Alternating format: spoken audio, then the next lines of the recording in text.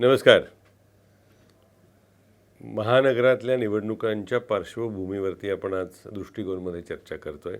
बरीच वर्ष प्रतीक्षेत असलेल्या बराच काळ ज्याची नागरिकांना वाट पाहावी लागली, होणार, होणार, नाही होणार, होणार, होणार ही चर्चा अनेक काळ आपण ऐकत आलो. त्या निवडणुका अखेर आज जाहीर झाल्या. आता जवळपास 29 महानगरपालिका महाराष्ट्रामधल्या आणि जिल्हा परिषदा यांच्या निवडणुका सगळं कार्यक्रम आणि तपशील जाहीर झाला आणि 31 जानेवारीच्या त्या सगळ्या पूर्ण होतील. पण निवडणूक जाहीर झाल्यानंतर शहरातल्या नागरिकांसाठी विशेषतः मला हा प्रश्न विचारायचा आहे, आपण कशासाठी मतदान करणार आहोत? हा प्रश्न आपण कधी विचारात घेतोय का?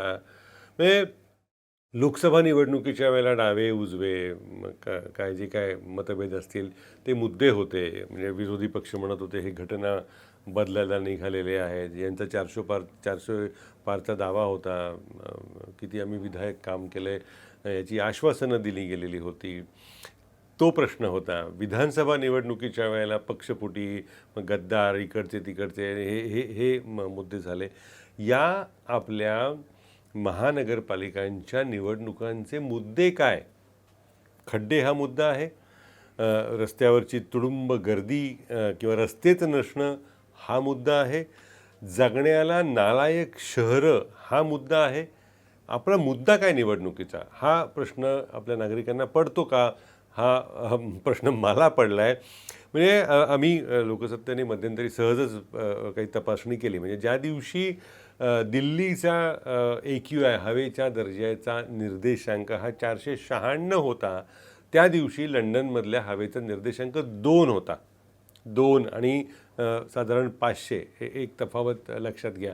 त्या दिवशी आम्ही बातमी केली मुद्दाम की ठाणे उपमुख्यमंत्र्यांचं एक शहर आहे, तिथला हवेचा निर्देशांक काय आहे, नागपूर तिथल्या हवेचा निर्देशांक काय आहे, पुणे जिल्हा हे दुसऱ्या आपल्या उपमुख्यमंत्र्यांचं शहर आहे, तिथल्या हवेची दशा काय आहे ती याची आकडेवारी ही धक्कादायक आहे. या शहरातल्या लोकांना तरी कळतं आहे का की आपण कशा पद्धतीने जगतो आहोत, काय आपले मुद्दे असायला हवेत? एक तरी शहर महाराष्ट्रातला नागरिक सांगू शकेल का की हे अत्यंत जगण्यासाठी आदर्श शहर आहे? आपण शहरं बसवलेली नाहीत, आपण शहरांची जी काही व्यवस्था होती त्याचे बकालीकरण फक्त उत्साहाने आणि आनंदाने केलेलं आहे.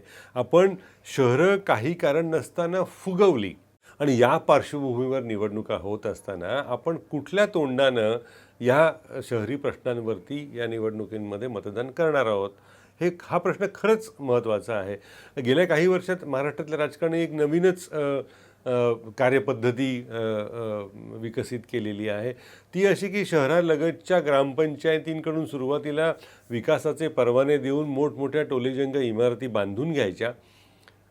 त्यांना खरं तो अधिकार असतो की नाही, त्यांच्याकडे मोजमापाची पद्धत नसते, त्यांच्याकडे प्रकल्पाचा अहवाल घेण्याची ग्रामपंचायतींकडे पद्धत नसते, त्यांना तांत्रिक पाठबळ नसतं या सगळ्या गोष्टींसाठी.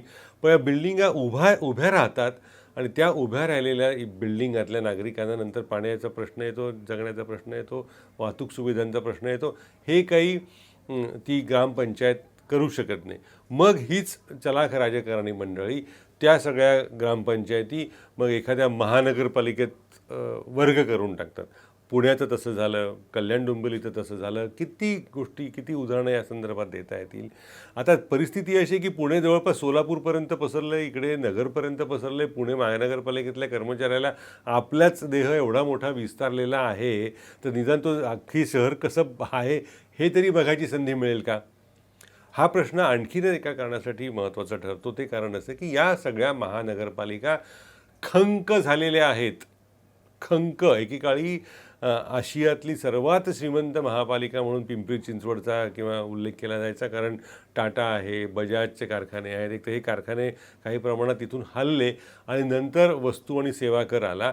आता प्रश्न असा आहे की या महानगरपालिकांना प्रॉपर्टी टॅक्स, संपत्ती कर सोडला तर उत्पन्नाचं साधनच नाही. आणि त्या प्रॉपर्टी टॅक्सवरती निवडणुकीच्या तोंडावरती आपले सत्ताधीश माफी देतात.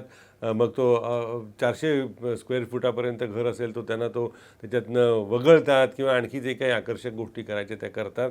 मग त्यामुळे परिस्थिती अशी आली आहे, 29 महापालिका आपल्या महाराष्ट्रासारख्या राज्यामध्ये आहेत आणि 29 महापालिकांमध्ये सगळ्यांची पोटं खपाटीला गेलेली आहेत. मग या ओसाड गावच्या पाटीलकीसाठी एवढी मारामारी का? याचं कारण आहे हे कंत्राट देण्याच्या आणि घेण्याच्या क्षमतेमध्ये.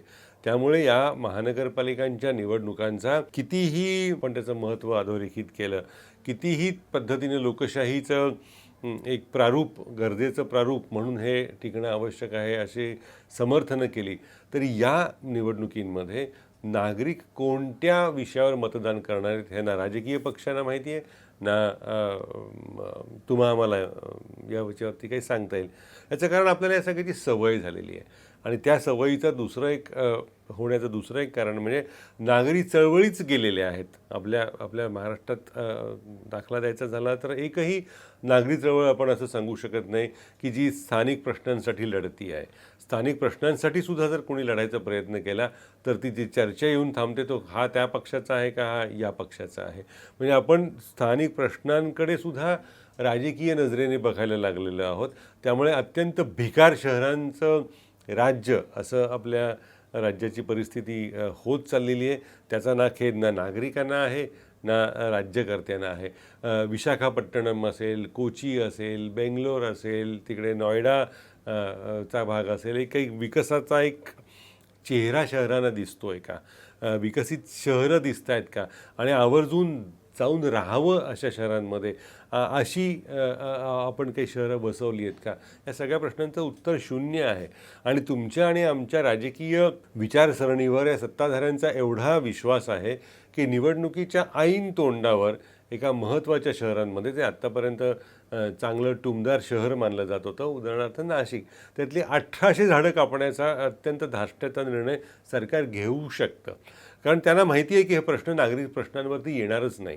म्हणजे एखाद्या पक्षाचा प्रमुख मुंबईमध्ये अल्पसंख्याकांचा महापूर बसेल ही भीती घालून जर मतं मिळवण्यात धन्यता मानत असेल आणि या भीतीवरती जर मतदान केलं जाणार असेल तर रस्त्यावरती चालायला फुटपाथ आहेत का? का रस्त्यात खड्डे आहेत का? आपल्या सार्वजनिक वाहतुकीचा बोऱ्या उडालेला आहे तो प्रश्न आहे का? या प्रश्नांची फिकीर हे राज्यकर्ते कशाला करतील?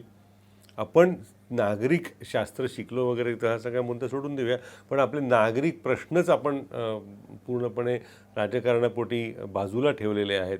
त्यामुळे सकाळची सुरुवात करताना न्याहारी एका पक्षामध्ये, दुपारचं जेवण दुसऱ्या पक्षामध्ये, संध्याकाळच्या चहाला तिसऱ्याच्या घरी आणि वस्तीला चौथ्याच पक्षाच्या घरी अशा मंडळींचा समुदाय आता तुमच्या आमच्यासमोर मतं मागायला येणार आहे. ना डावे आहेत ना उजवे आहेत, केवळ संधिसाधू आहेत आणि केवळ विकासाची संकल्पना म्हणजे इमारती उभं करणं हीच समज ज्याच्यामध्ये आहे. त्या अधिकारासाठी ही सगळी लढाई सुरू आहे. त्यामुळे ही आपली ओसाड गावं अधिकच ओसाड होणार आहेत, हा यातला महत्त्वाचा मुद्दा आहे.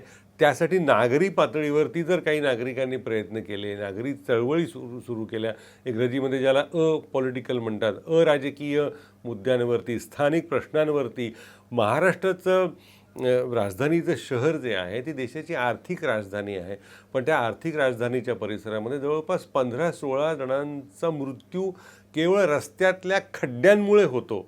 याची आपल्याला काहीच जाण वाटत नसेल तर कुठल्या तोंडाने आपण तिसऱ्या दर्जाची अर्थव्यवस्था होणार, चौथ्या दर्जाची अर्थव्यवस्था होणार याचा आनंद मानायचा? त्यामुळे मला असं वाटतं की देशाची प्रगती ही वरनं खालती होत नाही, ही खालून वर होत असते.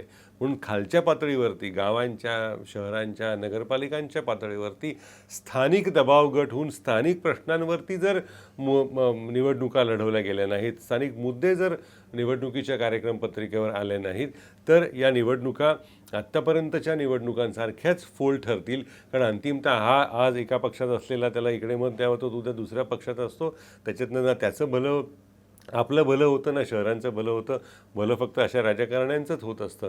त्यामुळे लोकसत्ता सतत हा मुद्दा मांडत आलेला आहे की स्थानिक प्रश्न, हवा, पाणी, रस्ते या प्रश्नांवरती, शाळा, स्थानिक आरोग्य सुविधा या प्रश्नांवरती मला असं वाटतं की स्थानिक पातळीवरती ज्या काही प्रेरणा अजूनही शिल्लक असतील त्यांना पुन्हा एकदा तेल यामध्ये या दिव्यामध्ये ओतावं आणि स्थानिक प्रश्नांवरती आपण बोलायला सुरुवात करूया. स्थानिक प्रश्नांवरती नाही आपण बोलत राहिलो तर आपलं बकालीकरण असंच मोठ्या प्रमाणात सुरू राहील. हे वास्तव आपण लक्षात घ्यायला हवं.